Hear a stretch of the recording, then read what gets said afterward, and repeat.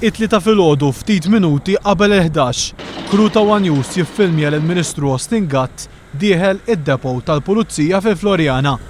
Austin Gatt kien il-Ministru politikament responsabbli mill-Ena Malta fi żmien li minn dokumenti pubblikati mill-Gazzetta Malta Today ingħataw commissions fuq ix-xiri taż-żejt li għamlet din l-istess korporazzjoni. Każ li fl-aħħar jiem kien qed jiġi investigat mill-Pulizija. Gatt derħireġ mid-depo madwar siegħa u nofs wara li wasal għal ħabta tan-nofsija ta' war nofsinhar.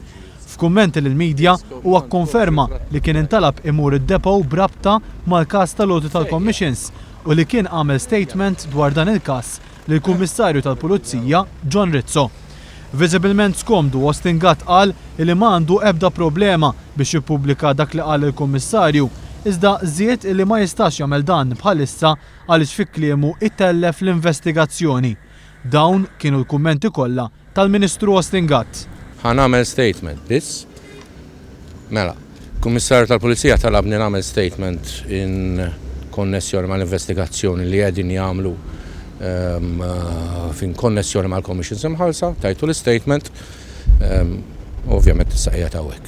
Minix fil-libertà li ntikom l-statement għalissa għaliex ovvjament ninkella nintralċa l-investigazzjoni li isiru mill-Pulizija, però malli l-Pulizija għedu li nkun nista' nippubblika l-statement, m'għandix problemi ta' xejn.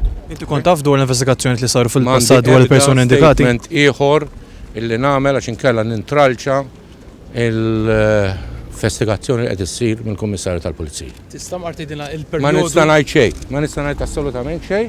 Għax inkella nintralċa, nerġa' nirrepeti, inkella nintralċa l-investigazzjonijiet. Jiena m'għandi ebda problema biex tippubblika l-statement li tajt malli il-Kummissarju tal-Pulizija jgħid li nista' nippubblika. L-investigazzjonijiet huma ma nista' ngħid xejn, saqsu l-Kummissarju fuq l-investigazzjonijiet. Kien il-ħadd 20 ta' Jannar il-Gazzetta Malta Today żvelat dokumenti li juru kif Frank Sammut, membru fuq il-Kumitat tal-Ena Malta imwaqqaf mill-Ministru Austin Gatt li kien responsabbli għax-xiri taż-żejt, kien irċieva commissions ta' eluf ta' euro mingħand il-kumpanija Trafigura li kienet tbieħ iż-żejt lill-istess Ena Malta.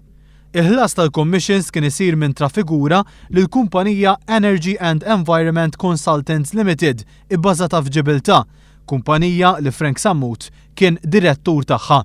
Il-commissions li kienu jissejħu bħala ħlasijiet ta' konsulenza kienu jiġu depożitati f'kont bankarju fl-Iżvizzera. Malta Today kienet qalet li politiku għoli ħafna fil-Partit Nazzjonalista kien imwissi minn negozjant minn Birkirkara li Frank Sammut ma kienx persuna li seta' jkun fdat u kienu anke ntwerew numru ta' dokumenti iżda dawn it-twissijiet kienu injorati. Fir-reazzjoni tiegħu għal dan il-każ, il-Prim Ministru Lorenz Gonzi qal li huwa qatt ma kien sema b'xejn qabel ma l-każ kien ħareġ fil-pubbliku permezz tal-Gazzetta Malta Today.